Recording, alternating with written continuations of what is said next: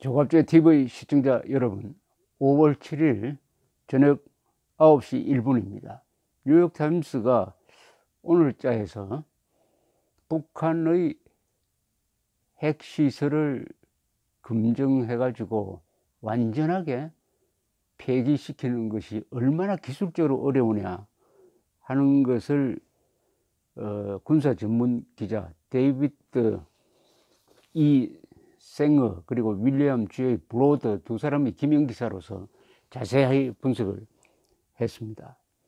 이걸 읽어보면은 미국이 말하는 완전하고 검증 가능하며 돌이킬 수 없는 핵폐기라는 것이 실천 단계에 들어가면은 특히 북한 정권처럼 비밀로 쌓여 있는 나라를 대상으로 한 이 완벽한 비핵화라는 것이, 핵폐기라는 것이 얼마나 어려우냐 하는 것을 아주 실감나게 합니다. 실감나게 합니다. 외교관들은 그냥 종이에 서명하는 것으로 그칠지 모르지만 이것을 실천해야 하는 실무자들 입장에서 얼마나 어려운 일이냐 하는 것이죠. 우선 이 뉴욕타임스가 지적하고 있는 이 검증 작업의 어려움은, 첫째, 북한은 지난 50년 동안 핵 시설을 만들고 핵 기술을 축적하고 핵폭탄을 만들고 실험 시설을 만들고 지금도 가동하고 있다는 사실입니다. 이게 너무나 방대하다는 사실입니다. 50년의 시간이 지났다는 사실이죠. 그리고 이것을 검증해야 할 미국이나 국제원자력기구 IAEA는 충분한 검증팀을 갖고 있지 않다는 겁니다. 지금 IAEA는 비엔나에 본부를 둔 이 국제원자력기구는 세계 180개 나라에 300명의 이 사찰관들을 보내놓고 있습니다. 그 중에 80명은 지금 이란에 있습니다. 그런데 북한을 사찰하려면 이 300명 가지고도 모자랄 것이다. 워낙 시설이 복잡하고 땅속에 있고 감추어져 있기 때문이죠. 우선 북한이 몇 개의 핵폭탄을 가졌느냐에 대해서도 미국 안에서도 평가가 다릅니다. 20개에서 40개, 60개 차이가 나죠. 이쪽에서 확실히 북한이 핵폭탄 몇 개 가졌는지를 모르는데 북한이 완벽하게 핵폭탄을 제거했다고 하는 것을 어떻게 검증할 수 있겠느냐는 겁니다. 미국이나 국제 원자력 기구에서 충분한 정보를 갖고 있지 않는데 어떻게 이것을 확인할 수 있느냐. 그래서 4년 전에 랜드 코퍼레이션이라는 이 싱크탱크에서 북한이 무너졌을 때, 북한 정세가 불안하면 우선 미군이 들어가서 대량 살상 무기, 핵폭탄, 핵시설뿐만 아니라 이 경우에는 화학무기, 생물학 무기까지 포함합니다. 그것을 확보하는데 어느 정도의 병력이 필요하느냐 계산을 해보니까 최소 7만, 최대치로 잡아서 27만 명이 필요하다는 계산이 나왔다는 것입니다. 물론 이때는 북한이 무너져서 이 질서 유지까지 포함한 병력이었죠. 27만 명이면 이라크에 주둔했던 미군 병력이 가장 많을 때보다 더 많은 숫자입니다. 그런 병력을 과연 들이밀 수가 있느냐? 자, 이게 일이 제대로 되려면 먼저 북한이 모든 핵시설을 정확하게 신고해야 합니다. 이 자료를 미국 CIA가 받아가지고 가지고 있는 자료와 비교를 해야 합니다. 근데 이 단계에서 트럼프 대통령이 어느 정도까지 비핵화를 원하느냐, 김정은도 어느 정도까지 협조해 줄 수 있느냐, 이것이 아직 불투명합니다. 우선 북한이 보유하고 있는 단거리, 중거리, 장거리 미사일을 다 없애야 되느냐, 화학무기, 생물학 무기도 다 없애야 하느냐, 이게 아직 애매모호, 지금은 아직 협상 단계니까 이게 어떻게 결정되느냐에 의해서 일이 커지기도 하고 좀 좁혀지기도 하겠죠. IAEA는 이 민간기구니까 핵폭탄을 발견하고 핵폭탄을 제거하고 하는 것은 전문 분야가 아닙니다. 결국 서방의 군사 전문가들, 미국을 중심으로 한 군사 전문가들이 이 검증 작업에 투입되어야 한다는 이야기죠. 이렇게 되면 이제 국제적인 일이 됩니다. 그 다음에 핵 관련 시설도 여러 가지가 있어요. 여러 가지가 있는데 지금 북한의 핵시설이 얼마냐, 이것도 지금 불명확한데 대충 40군데에서 100군데나 된답니다. 근데 이 이란 문제 가지고 지금 트럼프 대통령이 벼르고 있는데 이란은 12군데밖에 안 돼요. 근데 북한은 40군데에서 100군데 사이로 추정이 된다. 그리고 북한이 핵시설 내에 가지고 있는 빌딩이 한 400개가나 된답니다. 400동. 어마어마한 규모도 있습니다. 이걸 어떻게 다 사찰할 수 있느냐? 가장 쉬운 방법은 북한이 발가벗고 완전히 다 노출시켰을 텐데 과연 북한이 그런 식으로까지 협조를 해주겠느냐? 북한이 숨기려고 하면은 완전한 검증은 불가능하다. 그래서 북한이 작심을 하고 모든 것을 드러내 놓지 않는 한 결국은 북한이 비핵화를 했다고 또는 비핵화를 하고 있는 것을 사찰관대로 들어가서 뒤에서 등 뒤에서 구경하는 정도에 그치지 않겠느냐.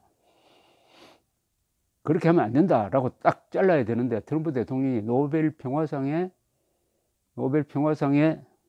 욕심이 생기면 그렇게도 하지 않을 것이다, 이런 이야기죠. 그러니까 이 검증이란 게 정말 어렵습니다. 북한이 그동안에 2005년, 2007년 몇 차례 중요한 합의를 했지만은 검증 단계에 들어가면은 우선 신고할 때부터 거짓말을 합니다. 핵시설을 가지고 있는 걸 전부 다 신고를 해야 될 거 아닙니까? 그 신고한 것을 따져드니까 거짓말이 많다. 이렇게 돼가지고 검증에 착수하기도 전에 깨지고 말았던 것입니다. 검증에 들어간 적도 없습니다, 지금. 자, 그러면 검증에 얼마나 시간이 걸리겠느냐가 문제죠. 이렇게 되면은 트럼프와 김정은이 만나서 근사한 합의를 했다라고 선언한 다음에는 검증 단계에 들어가면 진척되지 않습니다. 그렇게 되면은 서로 밀고 당기고 하면서 서로 책임을 돌립니다. 그런 사이에 북한은 중국과 협조해가지고 대북 제재를 풀어버리고 또 한국의 국론은 분열시키고 한미 동맹을 약화시키고 해서 믿져야 본전이다. 우린 손해볼 것이 없다. 그렇게 되면 최소한 북한은 미국으로부터 군사적 공격은 이제 당하지 않는다. 제재도 유명무실하게 된다. 그러니까 북한을 불안하게 했던 제재도 풀게 할 수가 있고 군사적 공격도 할 수 없는 국제적 분위기를 만들겠다. 이런 계산이 더 강하다고 봅니다, 저는. 그런 함정에 빠지지 않으려면은 미국이 이 검증에 관해서 철두철미하게 약속을 해야 되는데, 그러나 북한이 지금 항복한 나라가 아니고 군사적으로 패전해가지고 김정은이가 도망가고 북한 노동당원들이 다 숨어 돌아다니는 이런 나라가 아니고 아직도 강권 통치가 가능한데 과연 벌거벗겠느냐? 북한이 벌거벗겠느냐? 벌거벗지 않으면은 완벽한 북한 핵 폐기는 불가능하다는 것이 이 기사의 요지로 보입니다. 요지로 보입니다. 그러면 나중에 여기는 언급되지 않았지만 사람은 어떻게 되느냐? 핵 기술자가 아마 10,000명을 넘을 겁니다.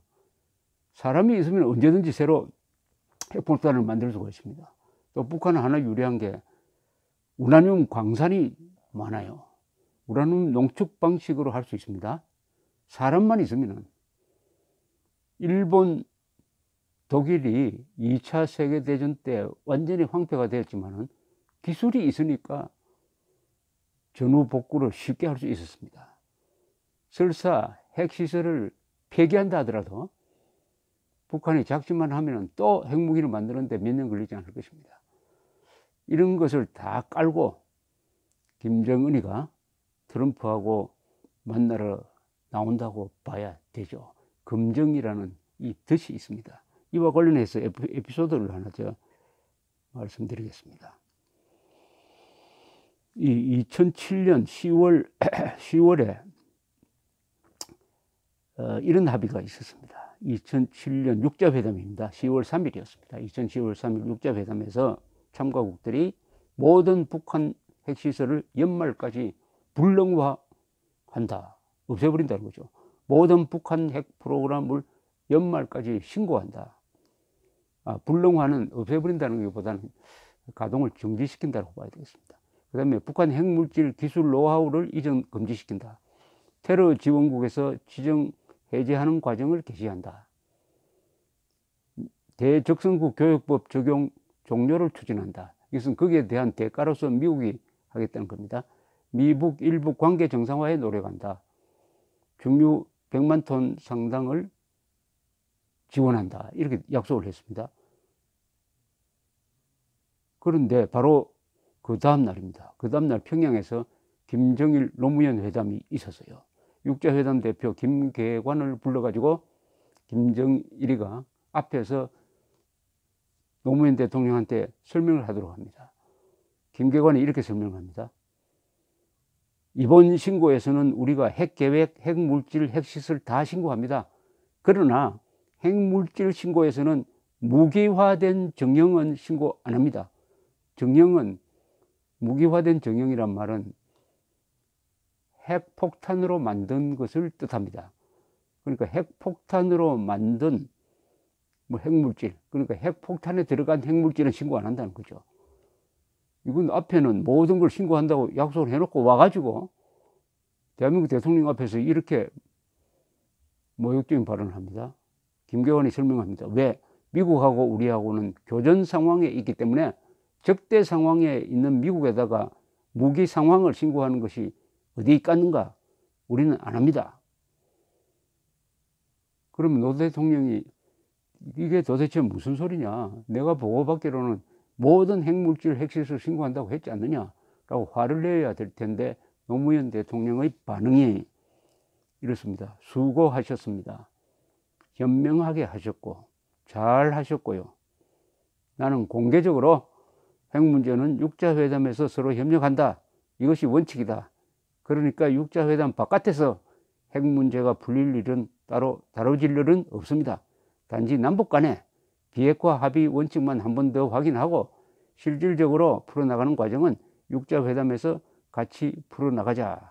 이렇게 갈 거니까요. 화를 내야 할 노무현 대통령이 핵 문제는 나는 관심 없다. 그건 육자회담에서 서로 해결해 주기 바란다. 다만 형식상 남북 간에 비핵화 원칙만 확인하고 끝내자 이럽니다. 김정일, 김계관이 그 노무현 대통령을 어떻게 생각했겠습니까? 그러니까 노무현 대통령이 당시 또 이런 이야기를 했습니다. 그동안 해외를 다니면서 50회 넘는 정상회담을 했습니다만 그동안 외국 정상들의 북측에 대한 이야기가 나올 때 나는 북측의 대변인 노릇 또는 변호인 노릇을 했고 때로는 얼굴을 붉혔던 일도 있습니다. 그러니까 이게 핵 문제 등등이 나올 때 북측을 오히려 편들었다는 이런 이야기인데, 그리고 핵 문제는 나는 관심 하나도 없다. 미국에 대해서 그 허위 신고하겠다고 해도 나는 잘했다고 하겠다 이런 이야기 아니겠습니까?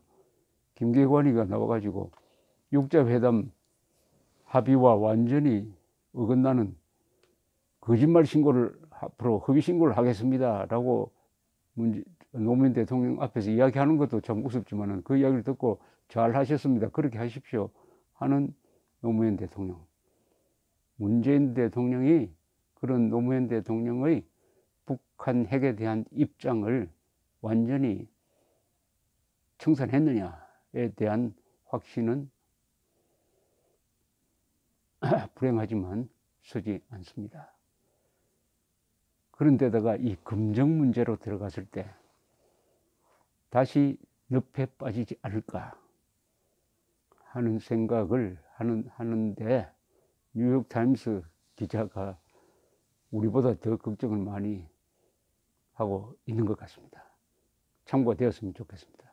경청해 주셔서 감사합니다.